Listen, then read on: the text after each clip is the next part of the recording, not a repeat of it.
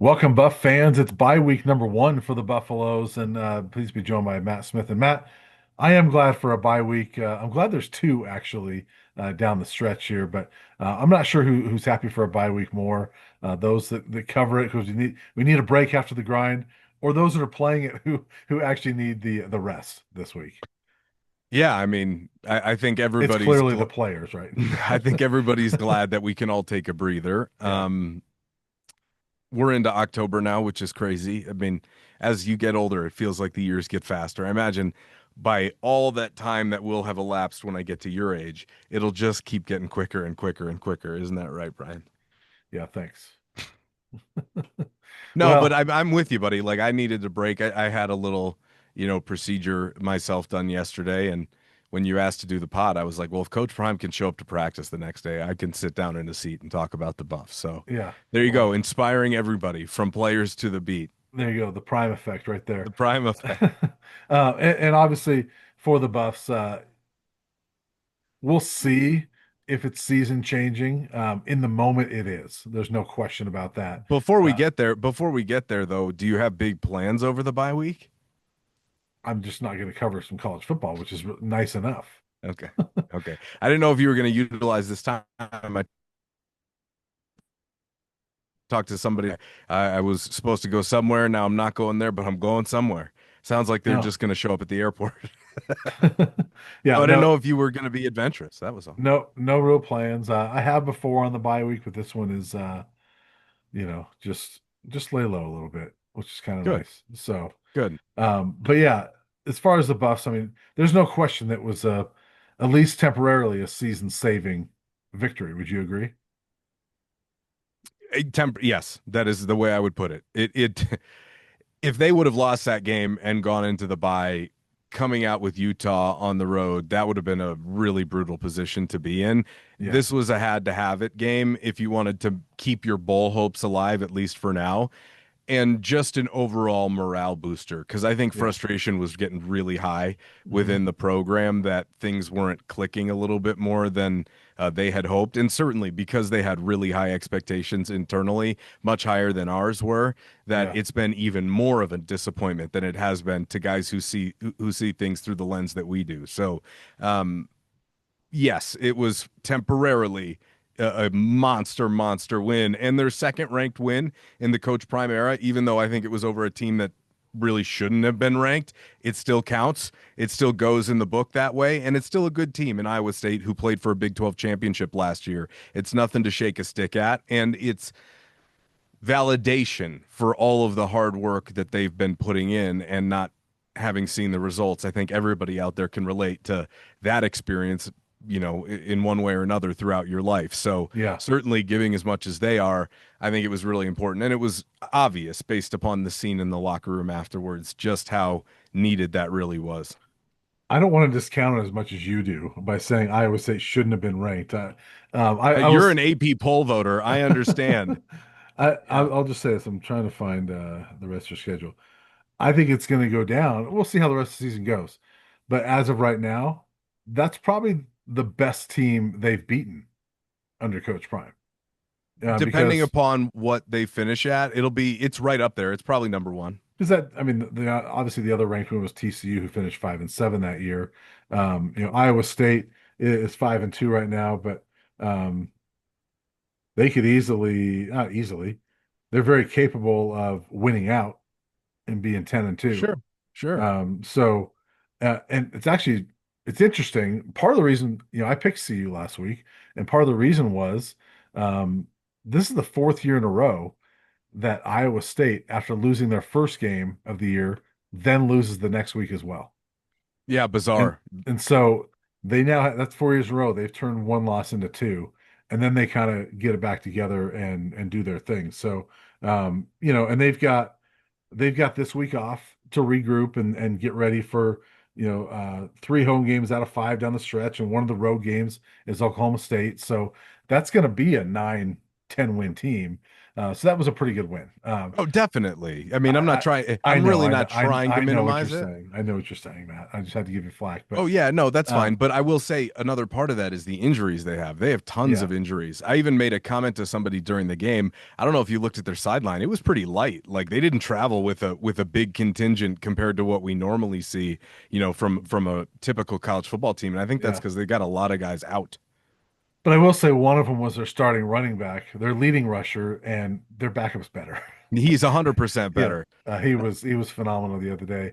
Abu Sama, is pretty good. So I think that Adam came up to me before the game. He's like, I know CU's banged up, but Iowa State's leading rushers out. I was like, have you watched Sama play? Because he's yeah, pretty dang good. Like they're gonna yeah, be just fine. Yeah. yeah, he's pretty good. And so when you give up that many rushing yards to a guy, you still win the game and only give up 17 points. That's pretty good. I think part of why it's satisfying and season changing a little bit is that I think that's a good win, but it also shows, I think it even emphasizes more the missed opportunities of the previous 2 weeks because you were clearly capable of beating that caliber of team.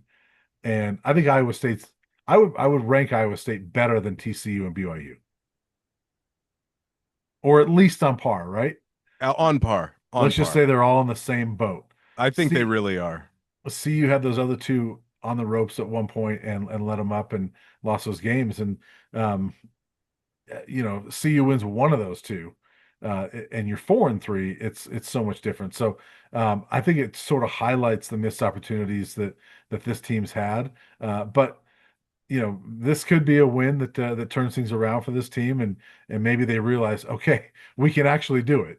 We proved ourselves we can do it, and then you go down and have a better final 5 games of the season than you had the first 7.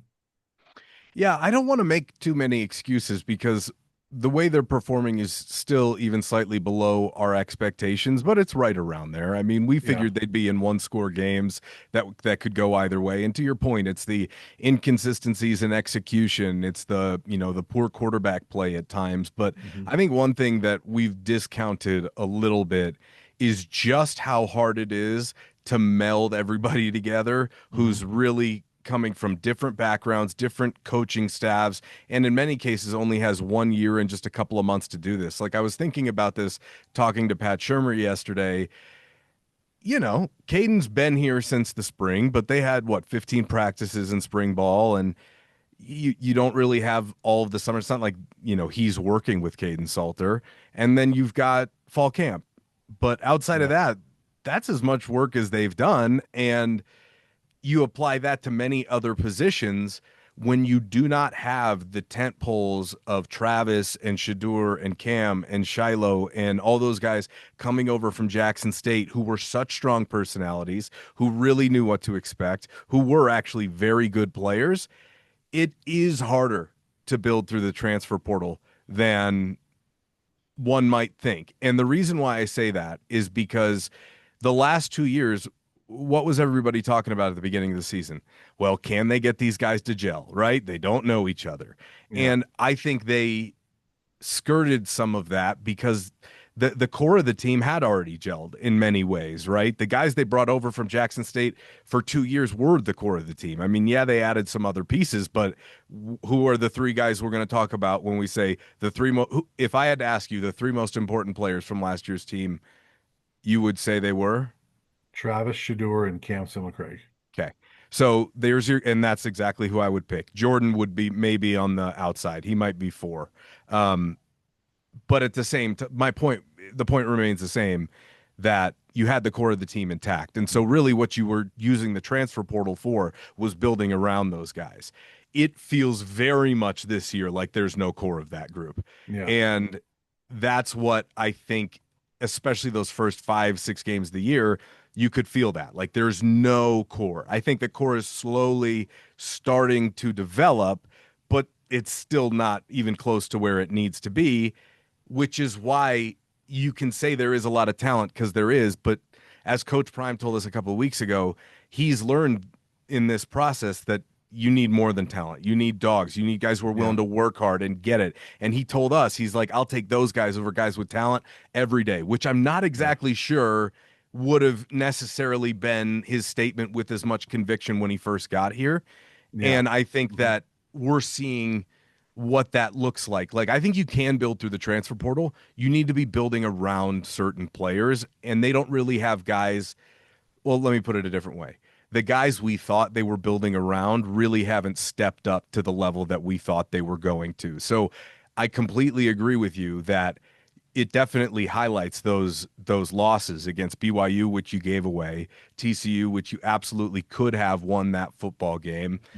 But there's also this other part of it where it's like, yeah, but those other teams, Josh Hoover has been there for years, and BYU's got an unbelievable program that builds from within, and a lot of those guys really did step up, and they still had other major contributors. That's one you could probably point to and be like, yeah, but they have a freshman quarterback and all that. But that's where the coaching, I think, and the continuity probably outweighs some of that in the player development process. So, Yeah. and the system altogether, which I do think is better than Colorado's. They've got a better system, and it's more continuous because he's been there for 10 years. So I've been very reflective on the roster construction element based upon the results of some of these games and the consistent issues they have. Like where they've struggled, and I think you would agree, is the fine details, like the stuff that the 2 minute drill, that's all communication, it's all reps, it's all comfortability. That's the stuff they're struggling with. The gap assignments, the defensive communication, that's reps, that's comfortability.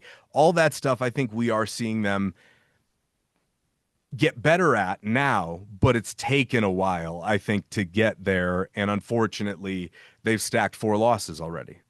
Yeah, and I agree with all that.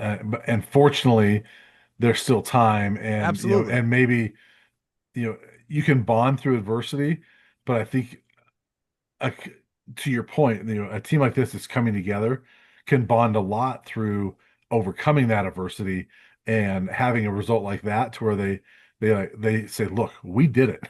We did it. Our backs against the wall. I don't know how many people the other day when I posted the final participation report and all the guys out for CU, all the response I got on X saying, "Well, this is a loss. Forget this game," and they still go out there and win.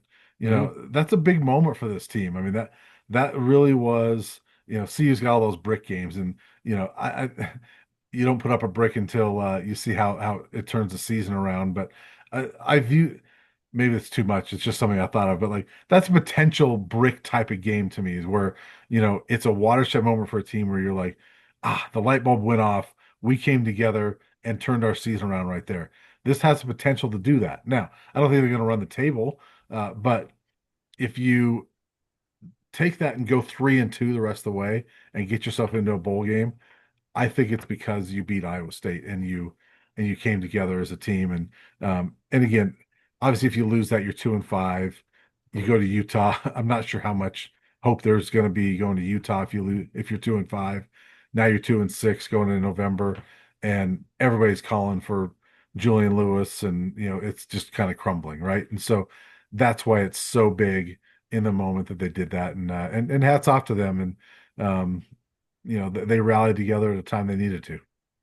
And I think the reason why I brought all that up is that's the sign of hope and encouragement moving forward Mhm. is that because they've had to assemble the team that way this year, okay, now they're finally starting to get it. So maybe they will be better from this point forward, right? It's Yeah. not, it was more, the reason I bring that up is it's because, like talking to Pat Shermer, think about this.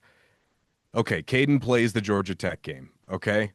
Clearly they're unhappy with stuff that's going on behind the scenes and unhappy with him. He gets the Delaware game. They're still unhappy. They go away from him. The offense changes. The offense changes game two, right? First half of game two. Game three, you go to Ryan Staub full time. Offense changes again. Game four, you go back to Caden Salter. Okay, so the plan that we're going back to is actually the plan we had game one, which basically we don't have much comfortability with it, but we're playing a lesser quality opponent in Wyoming, so we should actually be okay. That, like I said at the beginning of the year, this is the one season you'd love to open up with Delaware to work out some of those kinks.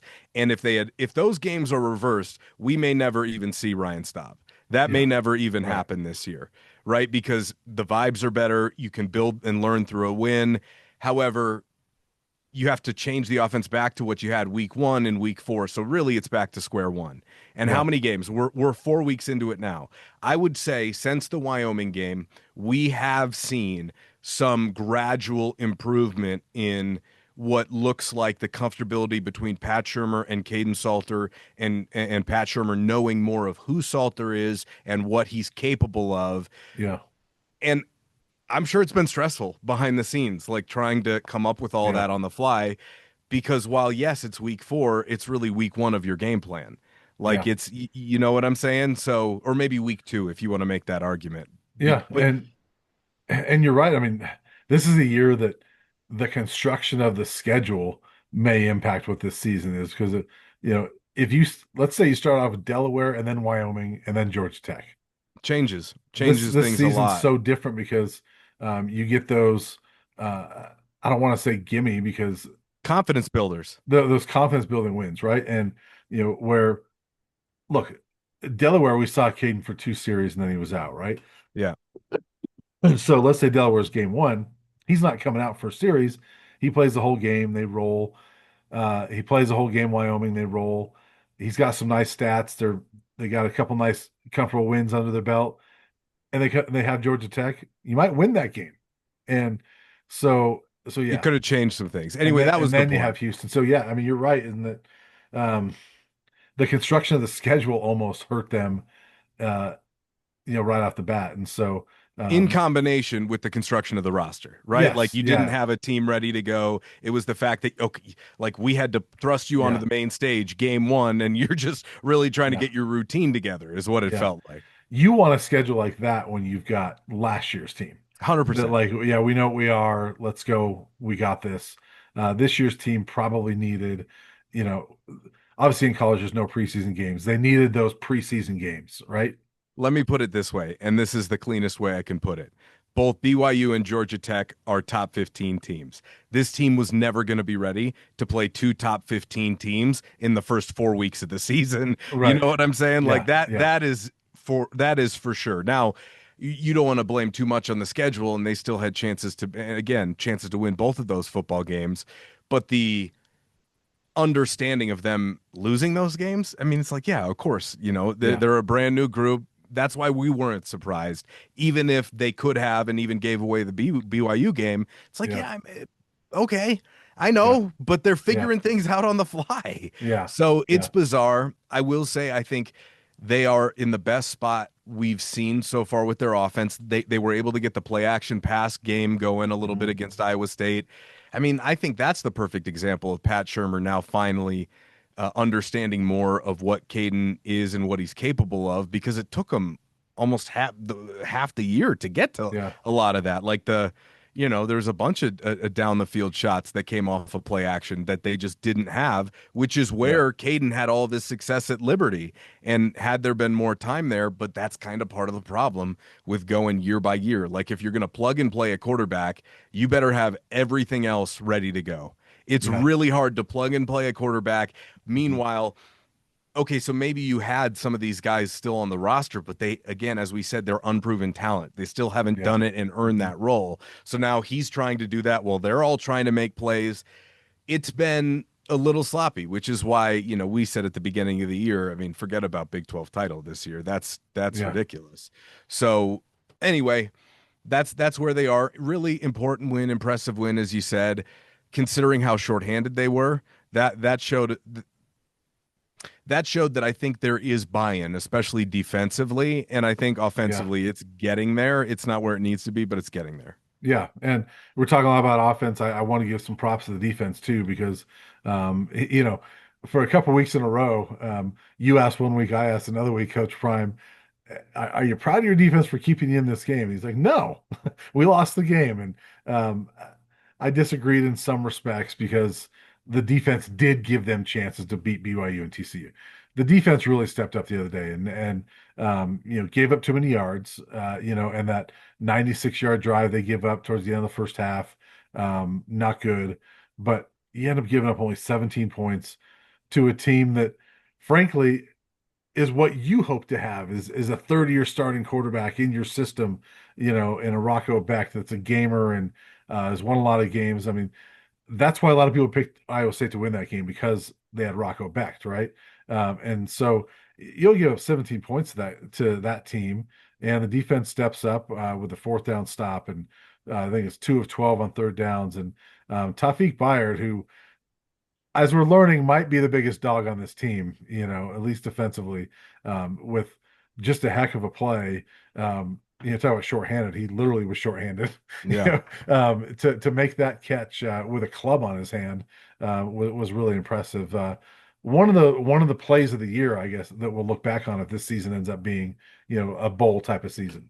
Well, how about that?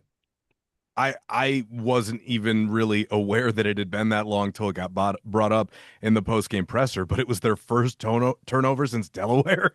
That's says a lot about where they've been. Yeah, They've had to really get it out of the mud because they haven't been able to take away the football. And I think Robert Livingston said yesterday to us that he's like, "Hey, we can cover up some of the weaknesses that we have if we can find hmm a way to generate more takeaways, and we really got to be right, focused on doing that the second half of the year. That's they're going to need it to win football games.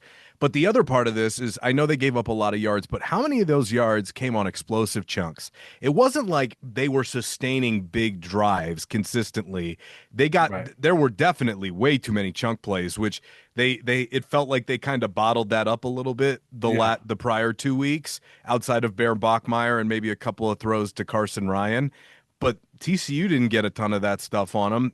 I mean, there was a here or there they hit a 30, but it wasn't like they were ripping off the 60, 70-yard runs like right, we saw against Iowa State maybe a little bit earlier in the year. And so I think that's why there was more defensive success and certainly only holding Iowa State to 17. The interception right in on the 7 or wherever it was, that's huge. Obviously, you basically erase a touchdown with yeah, with doing that. And the other part of it is that Iowa State didn't have a kicker really that they felt any sort of comfortable with. By the right, end of the game, they were kicking off with a kid who was 6'8", 310 pounds. So yeah, right, it it changed the way they had to operate as well. If they had a kicker, I think that game's a little bit different too. They probably don't yeah. go for it. 4th and 16, was it, on the first drive or something like that? That was crazy. Yeah, and yeah, as far as the chunk plays, you're right. Iowa State, their chunk plays were not like the 30 yarders a lot, though. I mean, some No, had a no. couple big runs. Um, But that's what I'm saying. Like, didn't they get a? They they had to got a have at bunch least of close to 100 15 yards off of yarders. big runs. I mean, he had a 38 and a 36. Okay. And that right there is take out those. I mean, that's almost half of his yardage is those two runs. But not a lot of big passing plays. I mean, there was one for 26 yards. That was the only 20-yard pass. There was one for 21. My point was, is if you But take away those two runs, and obviously it's hypothetical and we're not going to do this, it looks a lot better. That's all I was yeah, trying to no say. question. And as far as chunk, I agree with you, chunks. I mean, there's small chunks and big chunks, right? I mean, that 96-yard drive at the end of the half was a lot of small chunk plays. I mean, it was multiple first downs in a row. It was like a 13-yard pass, a 15-yard pass, a 12-yard pass. So they were doing those, but But that was um, the one. That was their one. They didn't really do right, that much more than that, which is my right, point. yeah, That's what I'm saying is like normally right, you see teams reel off like Houston did. They held the right, ball for 12:50 of game right. time in the third Mhm. quarter. That wasn't this game. I thought they did a better job of getting them off the field. So I mean, yeah, Iowa State has 441 yards, 96 on that one drive. So not quite a fourth, but a lot of their yards came on that one drive. And the And other part so of this, and you're right. And the other part of this is that compared to the Houston game, I thought in the first half, Colorado's defense did a great job not allowing Iowa State to get into third and manageable, like the 3rd and 3s, 3rd and 2s, mhm. 3rd and 1s that CU's really struggled with. So they did have a chance to get them off the field. Yeah, yeah, they did a nice job with that. That's why they're 2 of 12, right? Hmm. So they did a nice job with that, and yeah, I mean, there was a lot to like in this game.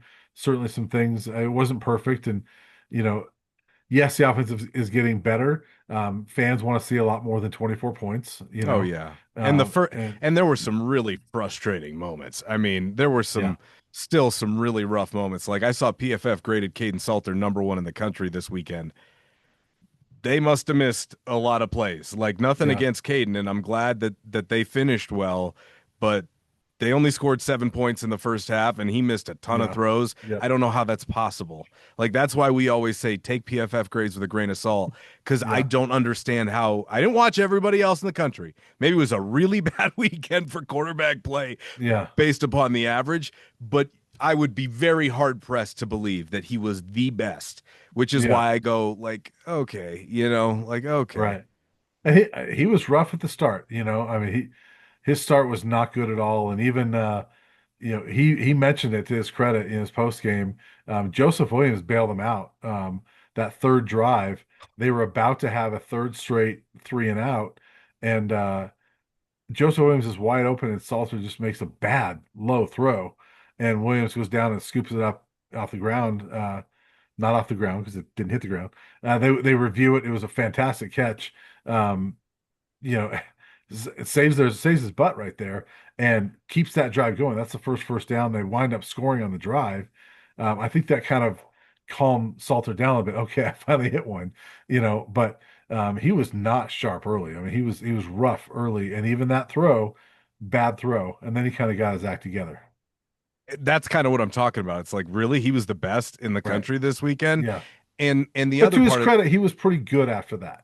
what I was going to say is in the second half, Yeah. third quarter, he got better. And in the fourth quarter was the best quarter he's played all year. Yeah. He was decisive, ball was Mhm. coming out. There's a big completion in the fourth quarter to Joseph Williams on an out route where he's got a free blitzer coming down Broadway right in his face. He steps up and delivers like a 20-25 yard out route that that I was like, okay, that's the type of stuff that we expected more out of him, and we just hadn't seen consistently enough to this point. There have been some good moments, but they've been way too few and far between, Yeah.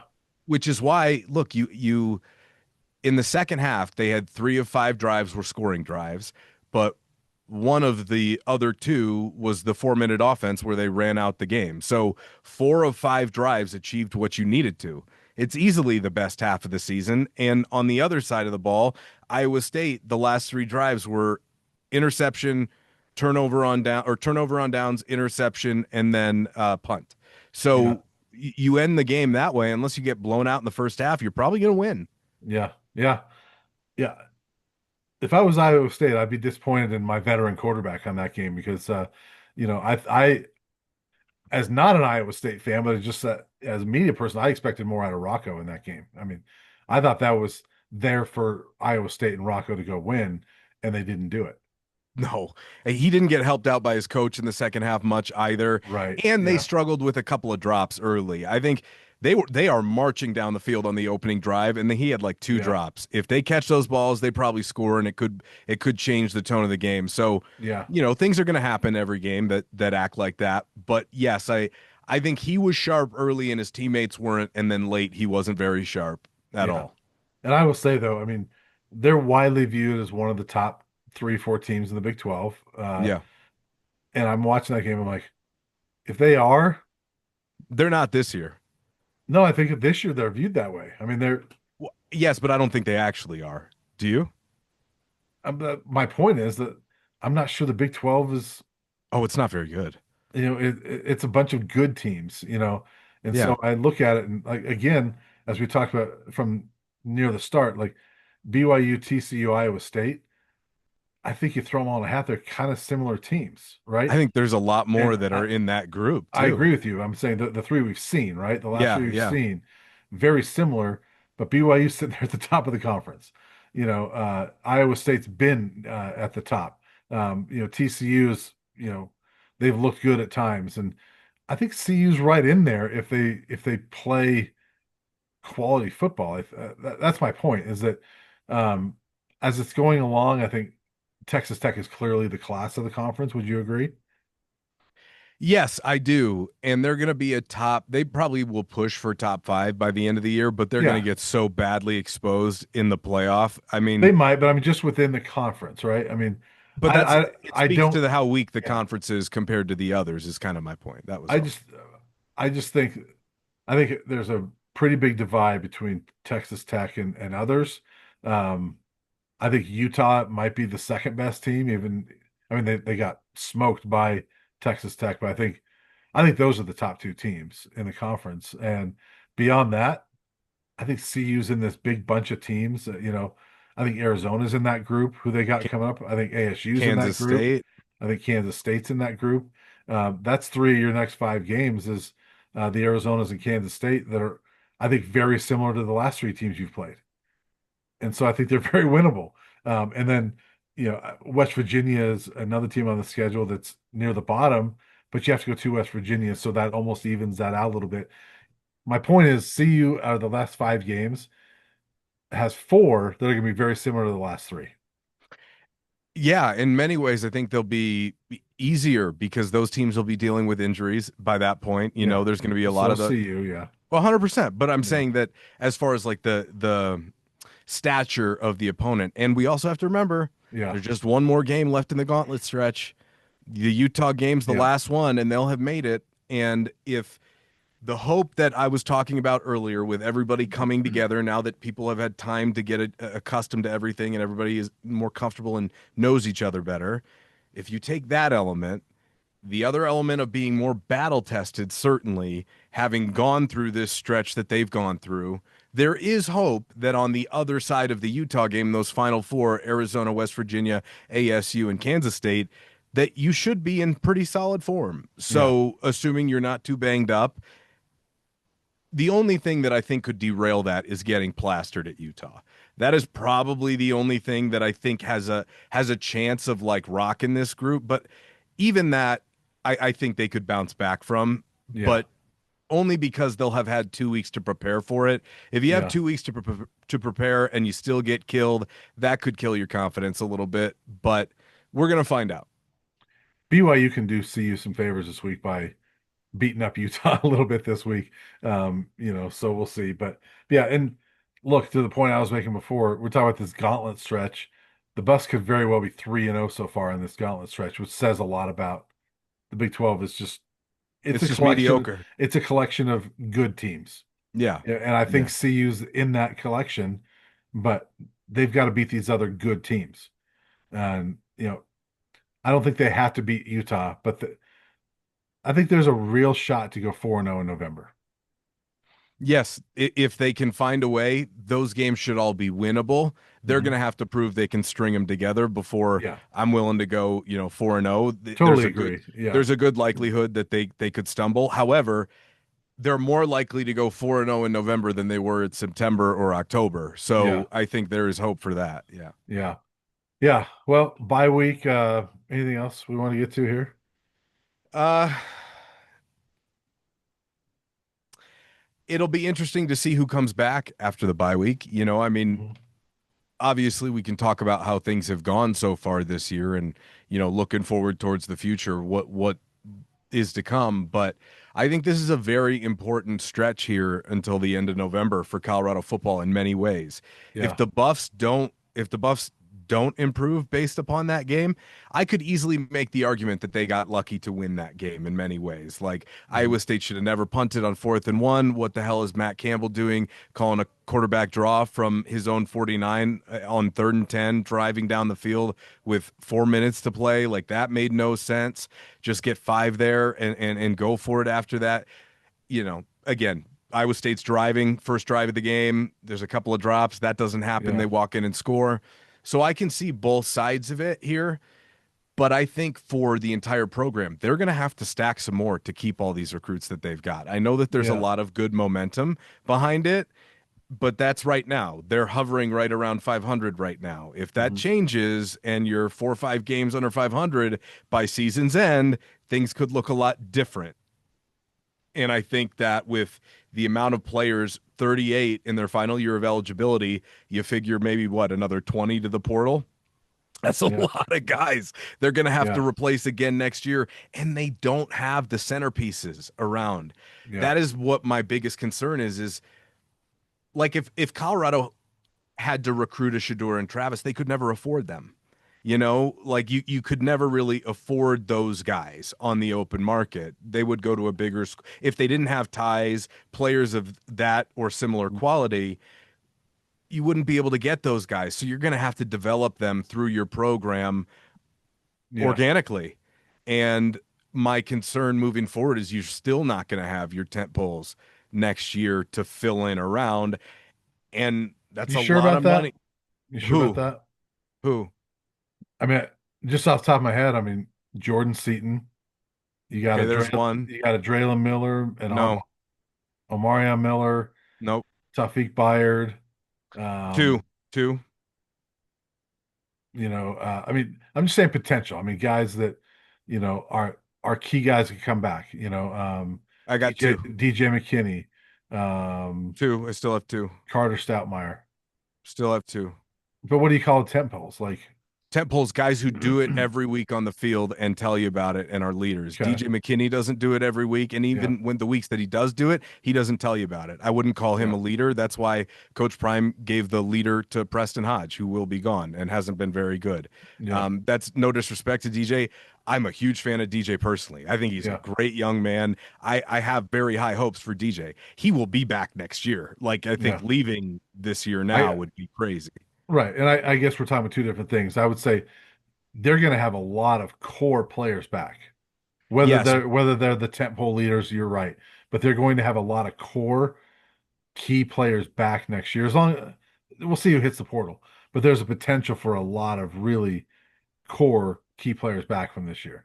I feel like we said that last year too, didn't we? In some ways. Well, no, I mean you were I think when you were losing the big guys you were losing last year, no, I wouldn't say so. I think Okay. when you're losing Shador, Travis, all those other receivers, um, But I'm saying all that those you're guys on right. defense. They still had a lot of returners though. We even acknowledged that. Like they were going to have to replace 17 or 18 of 22 starters, but a lot of the guys they were replacing them with had still been in the program in certain areas. Yeah, but yes, but I mean they're gonna have more key guys with a lot more snaps under the belt coming back next year That's potentially. accurate. That's absolutely accurate. So I guys just that are don't know if they're playing, those dogs. That's all. maybe not, but I mean the guys that came back this year were not playing a lot of your snaps, right? Um, you know, yeah, Jordan Seaton's the only returning starter on offense. Defensively, it's Hodge, McKinney, and Arden. Well, Arden was not a starter. Carter Stoutmeyer had 7 starts last year. Uh, I mean, you look at next year, I mean, you could legitimately have, you know, several guys. Byard's only a sophomore right now. Mm. McKinney coming back. Um, you've got London Merritt. You've got Alex McPherson. You got a lot of guys that could come back that are playing key roles right now. I think that's valid. And here's let me clarify it a little bit more. They're going to all have to take bigger jumps next year in the Right. offseason than they did Yeah. this year because Right. I don't know how much better a guy like Omarion Miller is than he has been. I think he's about the same player as we've seen so far. Yeah. There's a lot of inconsistency in his game. How many get like Draylon Miller? Is he any better than he was? I think he might be worse than he was last year in some regards, quite I frankly. agree, and I wish they would figure out what they want to do with him because I tried to ask Coach Prime this last week. He's a running But back. He's a running back, and I that's what Coach Prime disagree was with trying. you. I Well, know that's that's what Coach Prime was telling you. I That's know what I'm that. saying. But I Yeah. disagree with that with him. Okay, but Um, that was my point. Is I hear you, I but know what he was saying. his point was, hey, he's a running back now. I know what he was saying. Okay. But I disagree with that. I don't think that's the right spot for him. I think that he was really good in that against BYU because he was a receiver that would come in and play in the Wildcat and some backfield. I think that's the role he needs to be in, not just line up in the backfield, be a running back. I think, The Visca role. yes, I think put him in that role, not a running back. Same page. That's what I want to see with Draylen. But when he was telling me that now he's a running back, like I disagree. I think you've got running backs. I mean, right now, at least Micah and Dallin are healthy. Go with that. You know, Cam Michael, put him at running back. That's fine. I mean, we haven't seen him a receiver. I know Draylen can be a good receiver. I want to see him at both. Hey, by the way, the Cam Michael experiment was a little rocky to start. Like some of his footwork is rough. Yeah, We also have to yeah, remember they've been practicing him at DB for a month. That was the wrong decision. The way he got around the corner on the one successful run play, that you don't teach. Like that, he should have been playing running back the whole time. I don't yeah, know why he wasn't. That was crazy.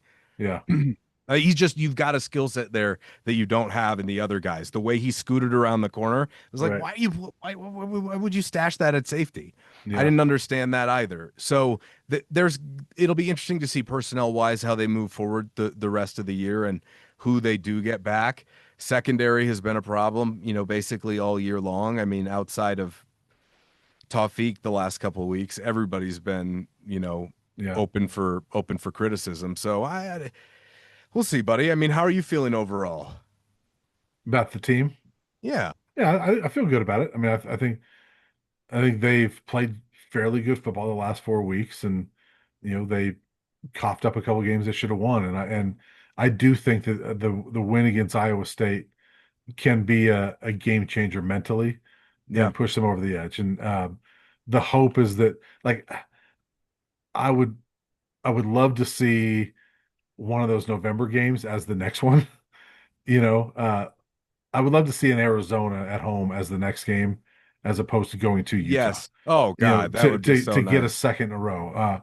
I guess my biggest fear is the wrong word. That'd be more like a fan word, but like my biggest concern for this team would be that you go to Salt Lake, get your teeth kicked in, and that ruins the confidence you just got at Iowa State.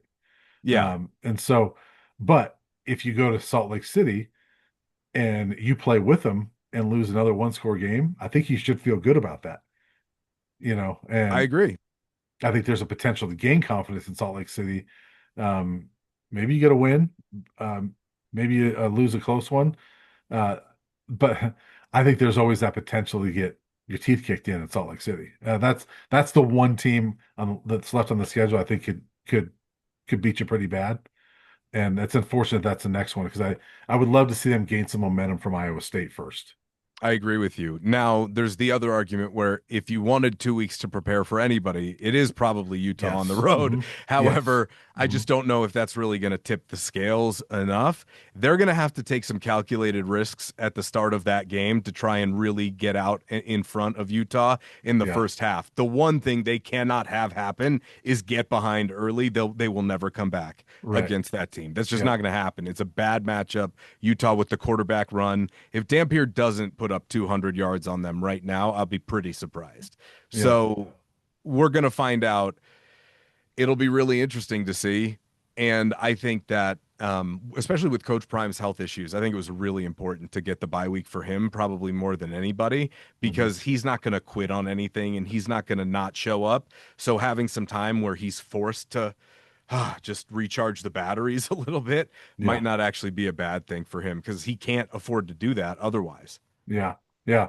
Well, so it'll be big. I mean, we'll see. We're going to come back next week and talk more about that game, and we'll know more about Utah because they'll have the BYU game this week, and it'll be a big one. So, yeah, let's come back on Monday and chat more about the Buffs and preview a game and enjoy the rest of your bye week, Matt. Like, subscribe, and hype in the comments, people. All right. See you later. See ya.